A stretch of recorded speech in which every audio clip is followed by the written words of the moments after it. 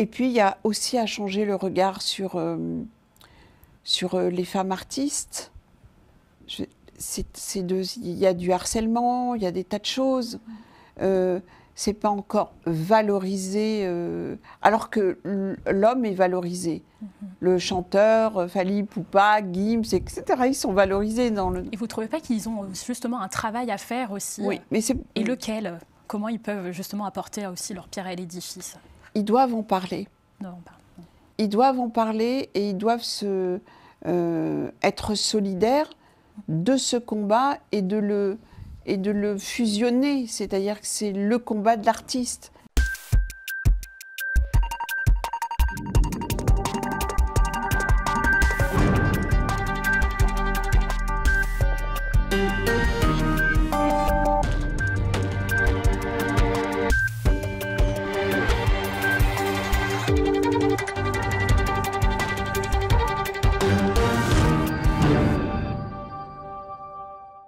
Bonsoir à tous et bienvenue dans l'entretien du jour. Cap ce soir sur la rumba congolaise, quand la musique est racontée à travers la résistance des femmes, avec Yamina Benguigui. Bonsoir. Bonsoir. Merci d'avoir accepté notre invitation.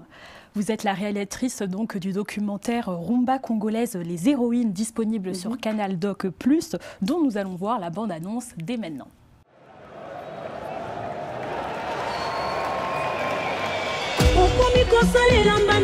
Je fais la rumba, pure rumba congolaise. On ne peut pas parler d'émancipation des femmes congolaises sans parler de la rumba. La rumba retrace notre histoire. Pendant la colonisation, les femmes ne sont pas autorisées à venir en ville. Alors on décide de les taxer. Être femme, c'est déjà difficile. Musicienne, encore plus difficile.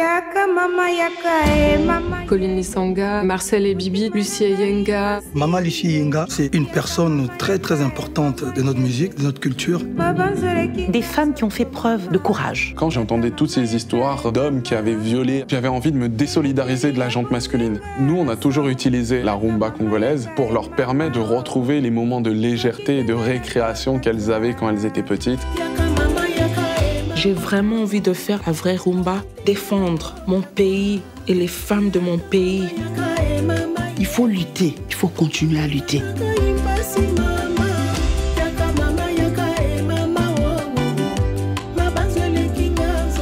Yamina Benguigui, vous êtes donc passée d'un fait marquant pour réaliser donc ce documentaire lorsque la rumba a été inscrite donc au patrimoine immatériel de l'UNESCO. Vous avez vu qu'il y avait une grande absence de figures féminines.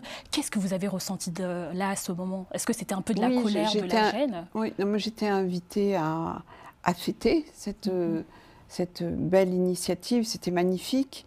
Et c'est vrai qu'on a énoncé une dizaine, quinzaine de noms d'hommes très brillants, Papa Wemba, Taboulé, etc. Et aucun nom féminin, aucune artiste, alors que je venais d'utiliser un titre de Lucie Yenga dans un précédent documentaire, et je suis allée voir un des commissaires de cette exposition, enfin, et il a pris quelques secondes et il m'a dit waouh, on a oublié les femmes. Mais moi, je remercie parce que immédiatement, j'ai eu envie d'aller faire un documentaire, d'aller sur leurs traces et de savoir pourquoi on les avait invisibilisées, pourquoi on les avait oubliées. Et finalement, ça reste le lot des artistes féminines. Elles ont participé à la construction de l'identité de la rumba congolaise. C'est indéniable, mais pas d'image, et même pas de reconnaissance. Et justement, vous avez ressenti de la colère ou de la gêne lorsque vous avez été invitée? Oui, parce que j'étais très triste. Ah, ouais. Et parfois, vous vous dites, moi ça fait quand même... c'est plus de 25 ans que je fais des films. J'ai commencé par un film qui s'appelait Femmes d'Islam. Donc, c'est toujours la place des femmes. On est depuis très longtemps dans qu'est-ce que la parité, qu'est-ce que l'identité, etc. Mais on rame énormément. Je me souviens que en Algérie, il y a eu un grand mouvement musical qui s'appelle le raï. Il a été inventé par une femme, Shira Rimiti. Mais du raï, on ne retient que les hommes. Et là, je me suis dit non, là, je n'ai pas eu le temps de faire quelque chose sur elle. Ça, c'est pas possible parce que je n'ai pas à demander à un homme d'aller faire ce documentaire. Il faut, mais il faut pouvoir s'arrêter et faire. Donc c'était important pour moi. Et on l'a vu dans la bande-annonce, les femmes sont présentes, elles sont même photographiées. On les voit et on les cite surtout comme l'une des pionnières quand même, comme vous avez dit, Lucie Eyenga. Mais comment ça se fait qu'elles soient encore absentes des grands récits musicaux? Comment vous l'expliquez? Alors elle fait partie de toute l'histoire congolaise. Mais là, pratiquement, je peux dire des deux Congos, puisque la rumba congolaise est sur ces deux Congos, le Congo-Brazzaville, le Congo-Kinshasa. Elle est d'une petite ville, où le roi Léopold II massacrait beaucoup de personnes, parce que c'était une ville où on produisait beaucoup de caoutchouc. Elle s'est donc sauvée avec ses parents pour arriver jusqu'à Léopoldville. Là, ce qu'elle va découvrir, c'est que les femmes sont interdites dans la rue. Si les femmes, la colonisation belge interdisait la présence des femmes dans la rue. Si vous vouliez faire quelque chose, faire d'action, n'importe quoi, il fallait être dans une association. Sinon, on les taxait dans la rue. Donc, elle va démarrer tout doucement. Quand elle va arriver avec l'African Jazz, elle sera toujours en arrière-plan. Il y a peu de photos. Ensuite, elle va enregistrer des disques. On ne la verra jamais sur scène. Et il y a eu 2 guerres civiles et toutes les archives ont été détruites. Et au départ, je voulais faire un film sur elle. Et je n'avais que 2 photos et quelques secondes. Et tout le travail de ce film, c'était de lui rendre sa place. Mais c'est vrai que ben voilà, la colonisation a été une déflagration pour le peuple congolais, mais une déflagration encore plus, comme dirait l'artiste congolaise dans le film, encore plus pour les femmes. Pour les femmes, oui. Parce que ce soit la coutume, que ce soit même après la décolonisation, ce n'est pas la priorité. Et les artistes seront toujours sous l'aile d'un homme, ou à côté ou derrière. Mais la place que revendique Nbiliabel à son époque, c'est de dire « Eh bien oui, il m'a tout appris, Taboulé, oui, oui, oui, mais non. Je veux voler de mes propres ailes. » Et elle ira chercher... chez cette aussi grande chanteuse Myriam Makeba, sud-africaine, qui elle aussi s'est battue d'une autre manière. Et là, on va voir que c'est créé une chaîne solidaire de femmes artistes. Mais ça, on ne l'a pas en image. Donc pour moi, c'était important de commencer à poser les ferments d'une mémoire musicale. Mais est-ce que c'est parce que justement aussi, à cette époque, surtout à l'ère de la colonisation, c'était aussi parce que simplement les femmes étaient moins nombreuses qu'on les a justement oubliées? Je crois que la colonisation belge a été d'une violence inouïe dans sortir les femmes. Ce n'était pas un sujet. Il fallait moderniser les hommes, l'homme congolais, pour qu'il participe à toutes les tâches du pays. Mais la question des femmes, elle faisait partie du hors-champ. Donc ce n'était pas forcément une priorité, pas une question de quantité même. Non, pas une question de quantité. Et lorsqu'elles arrivaient en ville, on les taxait. Donc elles étaient cachées, elles se vivaient comme des... alors, pour certaines, des maquisardes, en rentrant dans les associations, comme Lucie Eyenga, quand elle va rentrer dans une association qui s'appelle La Joie, et ce sera son premier titre, elle leur rendra immédiatement hommage, c'est Bolingo, il y a la joie. Elle chante son association. Donc, le droit des femmes, la présence des femmes et des femmes artistes, surtout des femmes artistes, ce n'était pas un sujet. Et comment justement cette domination coloniale a-t-elle influencé la place des femmes dans ce mouvement musical? Parce que la rumba congolaise, elle est quand même née dans ce contexte colonial. Là, les femmes, quelle place ont-elles prise dans ce mouvement?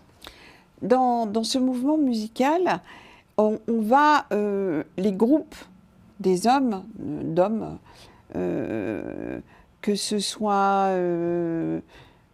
l'African Jazz, j'en parlais tout à l'heure, ou du côté Brazzaville, d'autres groupes, on aura besoin de choristes de temps en temps. Donc ce sont des femmes qui sont en arrière-plan. Un peu aussi le reggae, Bob Marley, Rita Marley, elle démarrera très très au fond de la scène. Elle s'imposera au fil des années.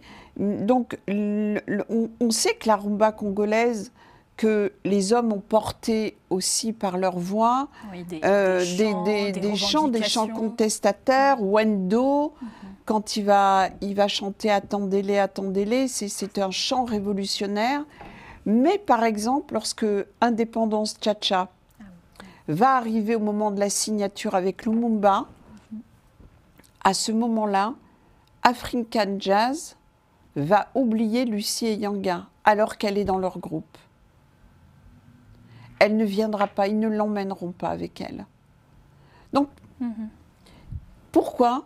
Ça, c'est l'histoire qui était comme ça. Donc, c'est l'importance de maintenant, c'est de pouvoir les installer, raconter leur histoire et participer à la mémoire de cette culture. Et justement, comment vous avez fait pour participer à la mémoire de cette culture lorsque leurs visages ont été gommés, lorsqu'elles ont été quand même exclues sur scène? Le travail quand même de la recherche des archives, ça c'est la solitude de la réalisatrice ou du réalisateur. C'est-à-dire, vous partez sur un projet et vous dites, voilà, là je mettrai des archives, là on mettra de la musique, là on va construire comme ça, et rien. Mais après on dit rien. On va continuer, on va chercher, on a... Vous avez fait appel à des familles, sans doute ? Des familles en Belgique, en France, beaucoup aussi côté Brazzaville, côté Kinshasa, mais il y a eu des guerres civiles, la télévision, la radio-télévision a perdu toutes ses archives. Et là, c'est vraiment quand vous décidez de raconter une histoire et qu'il vous reste 2 photos et 17 secondes en images, ça, je me suis écroulée plusieurs fois parce que c'était un documentaire important pour moi et je voyais que je ne pouvais pas le faire. Je voulais montrer tout ça, mais hélas, c'était impossible. Par contre, ce que j'ai découvert, c'est qu'il y a des archives qui n'ont pas encore été ouvertes. Ah bon. Je montre dans le film, c'est sous des tonnes de poussière, il faut beaucoup d'argent pour essayer, mais pourquoi pas faire équipe avec ici des services de la culture pour essayer de ressortir ces archives, en tout cas de les numériser et de les restaurer. Et est-ce que dans ce processus justement de transmission, votre regard a-t-il changé sur la mémoire collective, le travail justement que doivent faire les institutionnels, notamment dans la quête de la transmission? Moi, je pense que dans les pays où la colonisation a été importante, mais j'élargis aussi à l'Afrique du Nord, est-ce que c'était le plus important dans les années 60, 70, 80, 90, d'essayer de penser à cette mémoire qui est capitale pour l'avenir des populations? Non. Il y avait à gérer plutôt, on n'était pas dans dans un système comme aux États-Unis, où ils se sont retrouvés avec l'affirmative action, à accélérer les quotas noirs, blancs, etc. Là, au lendemain des indépendances, il y a des conflits importants, on l'a vu des deux côtés. Donc, c'est le moment maintenant. C'est le moment parce que les femmes sont capitales dans ces deux grands pays. C'est capital. La culture, c'est important. La musique et la danse, c'est au-delà de l'art. Ce sont les racines des mémoires des peuples et de l'histoire. Et ça doit être aussi important que manger, boire et travailler, gagner de l'argent. Et justement, dans votre documentaire, Mila Bell témoigne de la grande difficulté quand même de transmettre leur héritage, son héritage aussi également. Mais vous ne trouvez pas que justement le gouvernement, je reviens dessus, ne fait pas vraiment assez d'efforts? Aujourd'hui, l'ère de la colonisation est quand même passée. C'est vrai qu'à l'époque, justement, ce n'était pas forcément les priorités. Mais aujourd'hui, est-ce que vous pensez vraiment qu'il y a un grand effort sur ça, la mise en avant de la culture? Ben, aujourd'hui, ce sont des pays qui sont toujours impactés par des courants, par de la guerre, par des choses dont on parle depuis tout à l'heure. Mais s'il n'y a pas un effort des chefs d'État, il n'y aura pas de suivi. Il faut une volonté très forte. Je pense qu'il y a cette volonté aujourd'hui. Mais est-ce qu'il y a la feuille de route? La feuille de route, premièrement, les droits d'auteur. Les droits d'auteur. Les hommes les ont, pas les femmes. Jusqu'à aujourd'hui? Mais oui, Mila Bell, elle dit qu'elle ne touche pas à ses droits d'auteur. Parce que on vient d'installer tout ce système. Mais il faut rectifier très vite parce qu'il y a une... C'est énorme. Ça fait 42 ans qu'elle n'a jamais touché ses droits d'auteur. Donc, elle voudrait comprendre. Ensuite, il faut des formations, mais maintenant que la rumba congolaise est aussi dans le côté, à l'UNESCO, il y a une feuille de route pour quelques années pour que la rumba congolaise soit étudier à l'école, mieux, et que ça fasse vraiment partie il y a un effort, oui. d'un art majeur quand même, et qui sera important pour un État. Et puis il y a aussi à changer le regard sur les femmes artistes. Il y a du harcèlement, il y a des tas de choses. C'est pas encore valorisé, alors que l'homme est valorisé. Le chanteur, Fally Ipupa, Gims, etc., ils sont valorisés dans le... Et vous ne trouvez pas qu'ils ont justement un travail à faire aussi? Oui, mais c'est... Et lequel? Comment ils peuvent justement apporter aussi leur pierre à l'édifice? Ils doivent en parler. Ils doivent en parler et ils doivent être solidaires de ce combat et de le fusionner, c'est-à-dire que c'est le combat de l'artiste. Et qu'est-ce que l'artiste? C'est le terreau d'une nation. Donc, je sais qu'à Brazzaville, puisque ce film est tourné durant toute la nuit du FESPAM, ce grand festival du panafricain, il y a une volonté peut-être de l'inscrire de sa part avec aussi Kinshasa, que ça fasse un grand pont sur cette musique importante qu'est la rumba congolaise. Ben, je trouve qu'à cette occasion, on pourrait initier des choses très fortes autour des femmes. vraiment et autour des droits. Est-ce que lors de votre justement lors du tournage, vous avez dû faire un peu des choix difficiles au montage, par exemple écarter certaines séquences ou témoignages pour garder en soi le concret, enfin la cohérence du récit? On a vu dans la bande-annonce, il est même question d'aborder les sujets de violence sexuelle dans le milieu. Comment vous avez fait pour que justement mettre tout ça, parce que vous avez dû faire des choix quand même, où vous avez décidé de parler de tout, de violence aussi également? C'est un fil conducteur et finalement cette rumba congolaise, elle est plus importante qu'on ne le croit. Au-delà du courant musical important, identitaire, de ce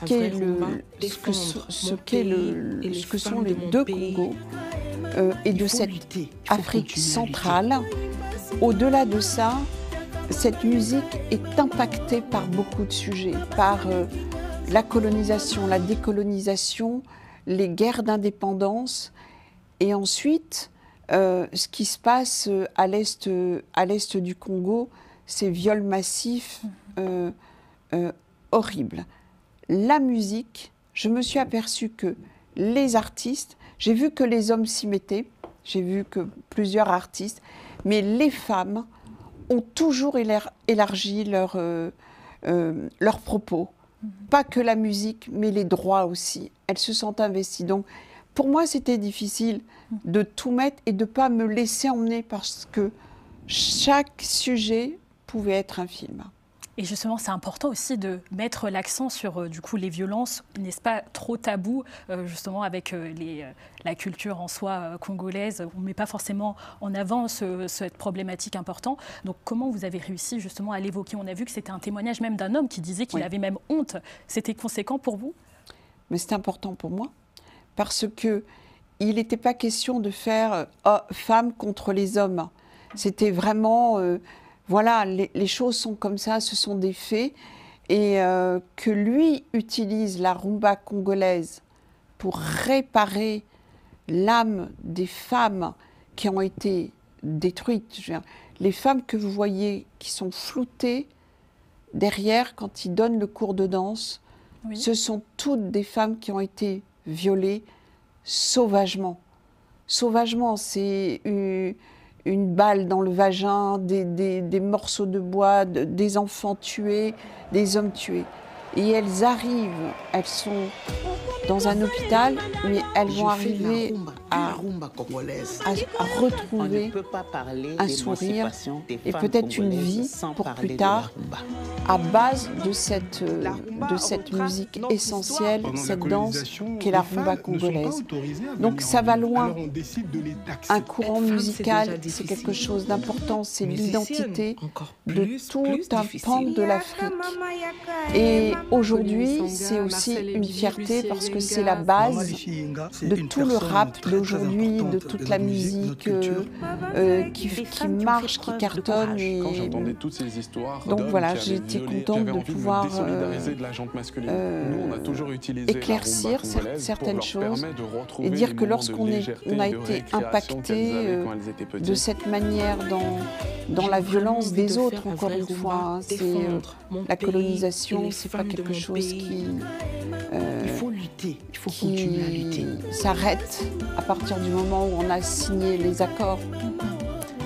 Yamina Benguigui, on arrive donc vers la fin de l'émission.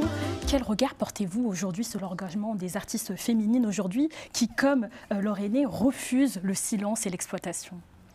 Oui, aujourd'hui, c'est important. Par exemple, j'ai souvent été choquée que tout le grand mouvement MeToo, ce mouvement occidental, qui a commencé par les artistes. C'était l'affaire Weinstein, etc.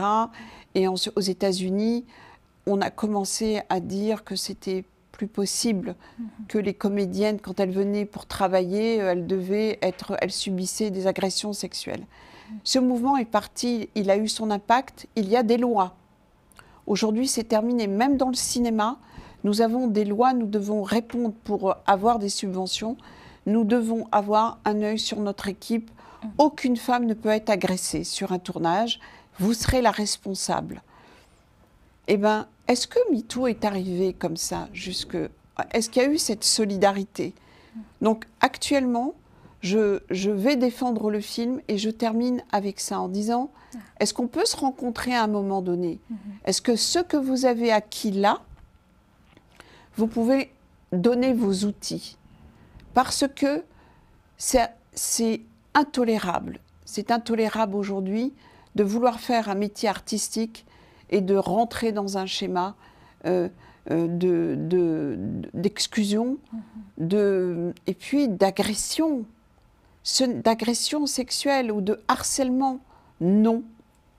Donc, je trouve que d'abord les hommes devraient être aux côtés de ces femmes, les hommes artistes avant tout. Et puis, il faut changer les mentalités, les préjugés. Voilà, c'est... Mais je suis toujours très déçue que ces grands mouvements ne regardent pas du côté de l'Afrique. Et quand je dis de l'Afrique, je me mets dedans. Dernière question. Je me mets dans l'Afrique du Nord, donc je suis aussi... concernée aussi. Concernée totalement. Donc, dernière question, quel est le prochain combat que vous souhaitez justement mettre en avant à travers votre film ou vos engagements? J'ai le projet de faire une collection qui va continuer sur les femmes.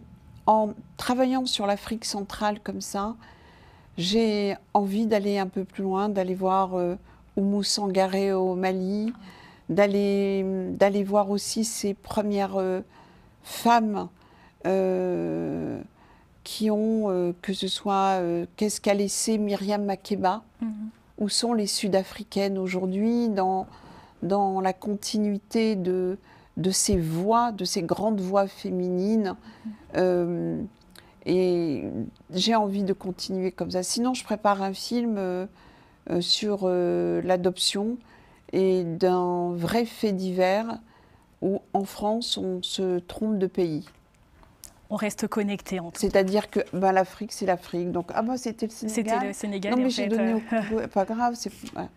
Voilà, donc je ne sors pas de mon précaré. Non, vraiment. Tout est à faire. Et je suis trop contente de... Et ça a été pour moi un très beau voyage avec toutes ces femmes exceptionnelles. Merci beaucoup Yamina Benguigui, donc merci à vous, réalisatrice rumba congolaise, Les Héroïnes, à retrouver donc sur Canal+ Doc. Merci à vous, très chers téléspectateurs, de nous avoir suivis. On se retrouve très prochainement sur l'entretien du jour.